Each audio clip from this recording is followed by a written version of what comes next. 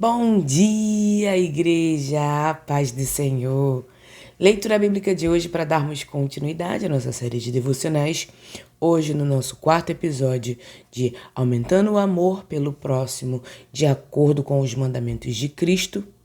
No nosso quarto episódio, nós vamos falar como demonstrar o amor com atitude. Demonstrando o amor com atitude. Este nosso novo estudo, ele foi feito para analisar a fundo a relação entre a fé, amor e ação prática na vida cristã. Cada uma das 4 passagens selecionadas abaixo convoca a manifestar a crença interior, a fé, Cristo Jesus, como dito no dia de ontem, que cristãos quer dizer pequenos cristos, ou seja, Cristo habita dentro de nós e por Ele habitar dentro de nós, nós nos tornamos como Ele. Em amor, em sabedoria, em paciência, em amabilidade, em bondade, em domínio próprio, em todos esses frutos que são revelados através de Jesus pelo Espírito Santo em nossas vidas. Nós vamos ser cristãos abençoados quando as pessoas verem a nossa generosidade, o nosso cuidado com o próximo, o nosso carinho, nossa atenção, a forma como tratamos o outro. Isso tudo revela quem somos em Cristo e aonde estamos em Cristo Jesus. Vamos começar com nossos versículos chaves. Hoje a gente começa com Tiago. O capítulo é o 2, o versículo é o 14 ao 17. A fé, ela é demonstrada por obras. Meus irmãos, que adianta alguém dizer que tem fé se não tem obras? Acaso essa fé pode salvá-lo? Se um irmão ou uma irmã estiver necessitado de roupas e de alimento diário, e um de vocês lhe disser, vá em paz, esqueçam-se e se alimentem, mas não lhe der o que é necessário para o corpo, que adianta isso? Assim também, a fé por si só, se não for acompanhada de obras, está morta. Esse texto é um texto muito verdadeiro e muito real, porque se temos a capacidade e a condição de ajudar alguém, mesmo que tenhamos pouco para nós, Deus nos ajuda. Quem ajuda um filho de Deus, Deus ajuda em dobro. E isso é de forma surreal. Se você ajuda um servo, um filho de Deus, uma criatura de Deus, Deus cuida das suas necessidades. Isso aí, gente, é comprovado na minha vida. Todas as vezes que eu ajudo alguém, que eu passo para alguém alguma coisa, eu posso estar na pindaíba, mas se eu puder ajudar, eu ajudo. O capítulo 2 de Tiago trata de 2 temas centrais interligados. O combate à parcialidade ou favoritismo nas comunidades cristãs, versículo 1 ao 13, e a relação vital entre fé e obras, capítulo 14 até o 26. Tiago argumenta que a verdadeira fé cristã não é elitista e deve se manifestar de forma igualitária e prática. Ele conclui que a fé sem atitudes concretas de amor e misericórdia é estéril e sem vida. Não pode ser produzida. É um solo vazio, infértil. O pessoal do norte fala que é a terra brocada. A fé, ou pistes, versus a obra, erga. Tiago não está contradizendo o apóstolo Paulo, que defende a justificação pela fé em Romanos. Enquanto Paulo combate as obras da lei, os rituais judaicos como forma de salvação, Tiago combate o ativismo puramente verbal ou intelectual. O dizer que tem fé sem nenhuma transformação de caráter, sem nenhuma modificação. O exemplo prático aqui, a ilustração de alguém com frio e fome recebendo apenas um desejo verbal de vá em paz, expõe o hipócrita de uma espiritualidade puramente teórica.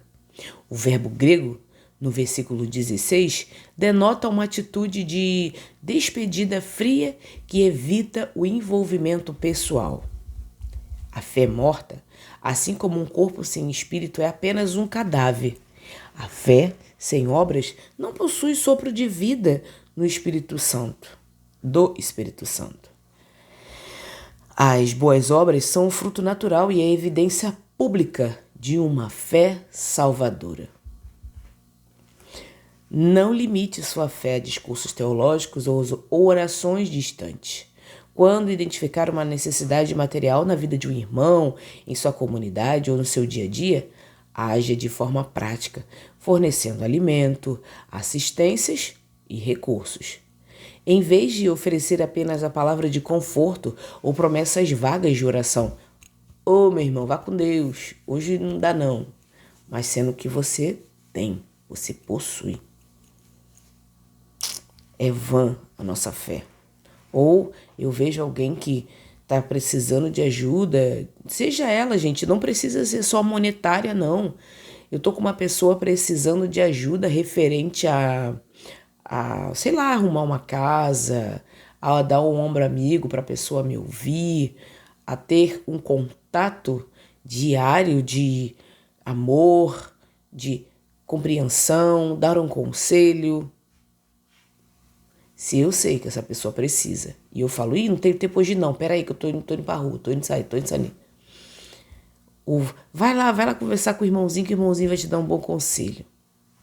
Eu tô negligenciando o meu papel. Às vezes o Senhor, ele tem formas extraordinárias de nos usar e a gente não permite que o Senhor nos use. A gente não deixa que o Senhor nos use. E isso acaba sendo algo que é em vão, né? Porque o Senhor, ele quer nos usar, ele quer fazer com que a gente consiga alcançar a maturidade e assim ajudar o outro a também alcançar a maturidade. 1 João, o capítulo é o 3, o versículo é o 16 ao 18. O verdadeiro amor bíblico se manifesta em ações. 1 João 3, 16 ao 18. Nisto conheceremos o que é o amor. Jesus Cristo deu a sua vida por nós e devemos dar a nossa vida por nossos irmãos. Se alguém herdar bens deste mundo e vendo seu irmão em necessidade, fechar o coração para ele, pode permanecer nele o amor de Deus? Filhinhos, não amemos de palavras nem de boca, mas de ação verdadeira. No capítulo 3 de 1 João, o apóstolo João ele destaca a sublime identidade dos crentes como filhos de Deus, descrito no versículo 1 e 2. E um contraste entre viver prático do pecado e o viver em justiça. O ponto alto do capítulo é o mandamento do amor fraternal. João apresenta o sacrifício de Cristo como padrão definitivo de amor e afirma que a falta de amor prático pelo irmão é um indicativo de que a pessoa ainda permanece na morte espiritual.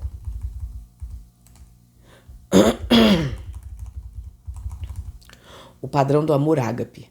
O amor bíblico não é definido por sentimentos românticos ou emoções passageiras, mas pela entrega voluntária e sacrificial demonstrada na cruz. Jesus deu a sua vida. Fechar o coração, no grego, a expressão é fechar as suas entranhas, que eram consideradas a sede das emoções e da compaixão profunda. Reter bens deste mundo, recursos de substância, diante de um irmão necessitado, bloqueia o fluxo do amor divino na vida do indivíduo. Em ações e em verdade. O verdadeiro amor não se sustenta na retórica da aparência. Ele se prova real por meio de fatos concretos e de sinceridade e de propósito. Avalie regularmente o uso dos seus recursos financeiros, tempos, talentos e dons. O amor genuíno exige disposição para abrir mão do próprio conforto em benefício dos outros.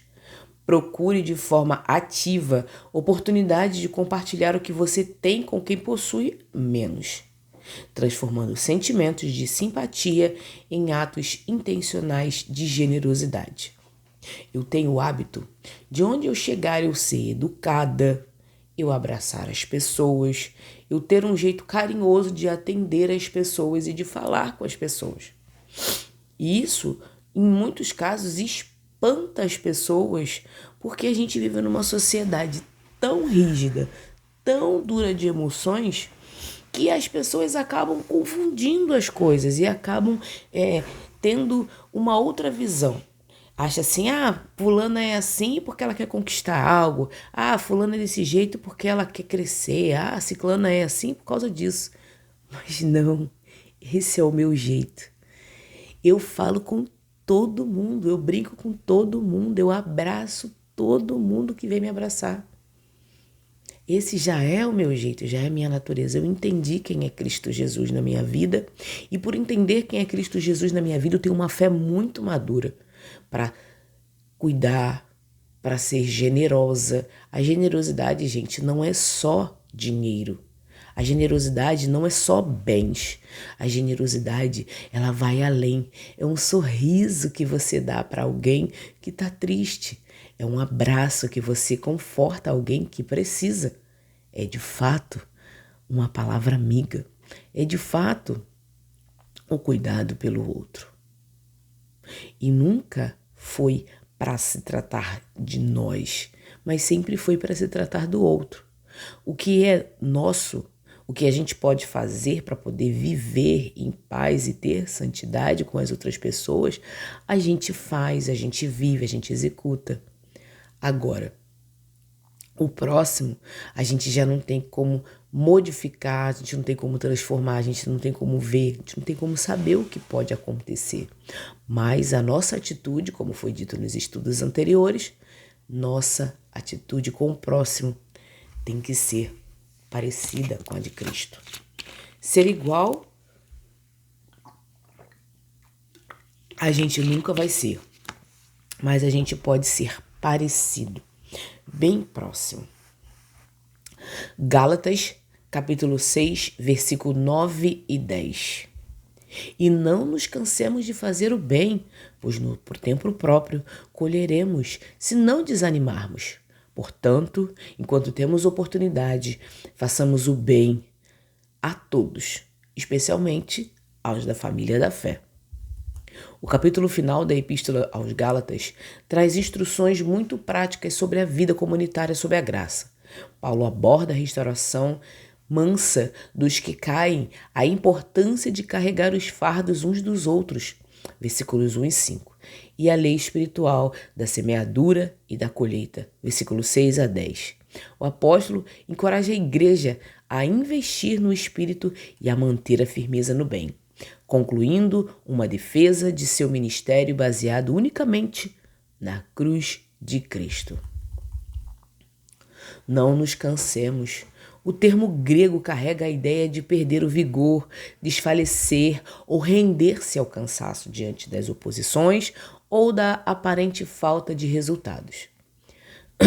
Fazer o bem de forma constante gera desgaste físico e emocional, exigindo persistência espiritual. Persistência porque vamos alcançar almas através da nossa luta, do nosso trabalho, da nossa dedicação. A metáfora da colheita, Paulo utiliza a agricultura para ilustrar que o bem semeado hoje não brota imediatamente. Há um tempo próprio, determinado por Deus para que os frutos espirituais e eternos se manifestem. A oportunidade, Kairos, refere-se aos momentos estratégicos ou estações favoráveis da vida. O cristão deve estar pronto para aproveitar cada situação cotidiana para ser uma bênção, priorizando a igreja local, a família da fé, mas sem excluir ninguém, porque façamos o bem a todos. Eu sempre tive essa consciência muito firme na minha vida, porque em algumas congregações que eu passei, os irmãos falavam, tem que fazer primeiramente para os irmãos da fé, primeiramente para os irmãos da fé. Mas o texto de Paulo ele usa primeiro a todos, mas especialmente aos da família da fé. Aos da família da fé, nós vamos fazer com uma dedicação maior, com um afinco maior, com uma vontade maior, mais do que fazemos para as outras pessoas, para todos. O para todos é para todos, incluindo também os da família da fé. Ou seja, eu vou pegar pessoas que não são da mesma fé que eu e vou agir com amor, com cuidado, com carinho. Cada gesto conta para a nossa vida. Nossa vida ela tem que ser contada diariamente, de fé em fé, e ajudando uns aos outros. Se você se sente desanimado, sobrecarregado, ou sente que seus esforços em ajudar as pessoas não são valorizados, lembre-se de que a semeadura é para Deus e não para obter reconhecimento humano. Continue realizando o seu trabalho com amor. Apoie projetos de assistência social e acolhimento da sua comunidade. Confie que a colheita divina é fiel e virá no momento certo. Nosso papel está sendo feito e devemos continuar. Mas Natália, fulano é tão difícil. É nessa que você deve investir. Com calma, com cuidado e confiando que é o Senhor que vai fazer a boa obra. As pessoas não se convertem por causa de nós, por causa do nosso trabalho. As pessoas se convertem a Cristo Jesus porque elas entenderam quem é Cristo Jesus. Não porque eu sou boa, ou porque eu faço boas ações, ou porque eu ajudo a minha comunidade. Não, mas ela vai se converter porque o nosso procedimento ajuda ela a chegar mais perto de Cristo. Entende? Por isso é que nós somos cristãos, ou seja, pequenos cristos na vida de outras pessoas. Entende? Hebreus capítulo 13, versículo 16. Não se esqueçam de fazer o bem e de partilhar com os outros o que vocês têm, pois de tais sacrifícios Deus se agrada. O encerramento da carta aos Hebreus apresenta uma série de exortações éticas e espirituais para a vida prática na igreja. O amor fraternal, a hospitalidade, a solidariedade aos presos, a pureza no casamento e o contentamento financeiro, versículos 1 ao 6. O autor convoca os crentes a imitarem os seus líderes fiéis, a rejeitarem falsas doutrinas e oferecerem a Deus sacrifícios espirituais, que incluem tanto o louvor verbal quanto a ajuda mútua e a generosidade do cotidiano. Fazer o bem e partilhar. No contexto do Novo Testamento, a comunhão não era apenas um momento de conversa amigável, mas a partilha material de recursos para que ninguém passasse necessidade. O autor conecta diretamente a adoração espiritual com a justiça social. Sacrifícios.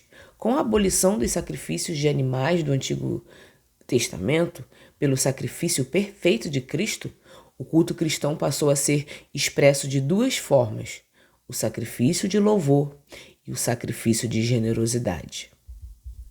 Versículo 16.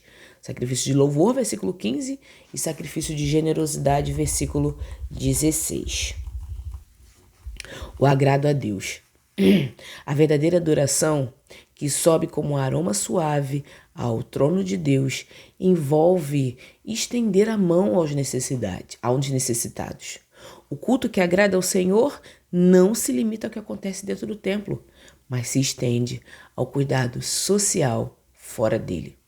Dentro da igreja, nos reunimos para louvar, adorar, glorificar o nome de Deus e termos comunhão uns com os outros. Já do lado de fora, nós temos a generosidade.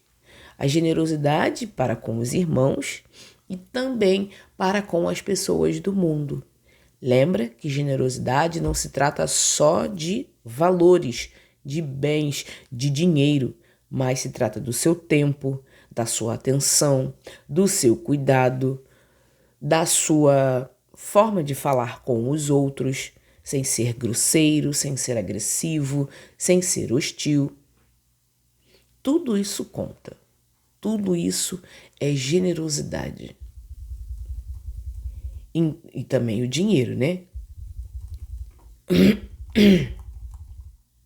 Entenda que o seu culto dominical só está completo quando traduz a generosidade durante a semana.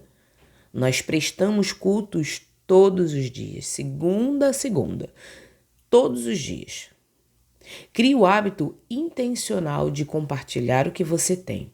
Seja dividindo uma refeição, doando roupas, oferecendo carona ou apoiando financeiramente quem está em dificuldade. Enxergue a assistência social como um ato litúrgico de adoração ao Senhor. Ou seja, a prática das nossas boas ações, do nosso trabalho com as pessoas necessitadas, com as pessoas que precisam da gente, deve ser a mesma de Cristo. Quando Jesus curava, Jesus perguntava às pessoas o que elas queriam. Então Jesus te pergunta: será que você tem sido generoso com quem te pede ajuda? Será que você tem sido bondoso com quem te pede ajuda? Será que você tem sido amável com quem te pede ajuda? Ou você só se preocupa com o seu espaço, com o quadrado ao qual você faz parte na sua casa? O que você me diz?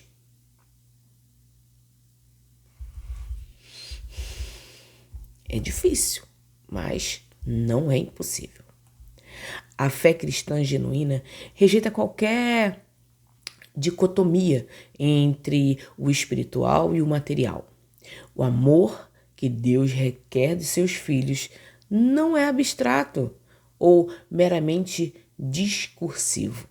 Ele se traduz em pratos de comidas entregue, agasalhos compartilhados, tempo dedicado, recursos investidos no bem-estar do próximo.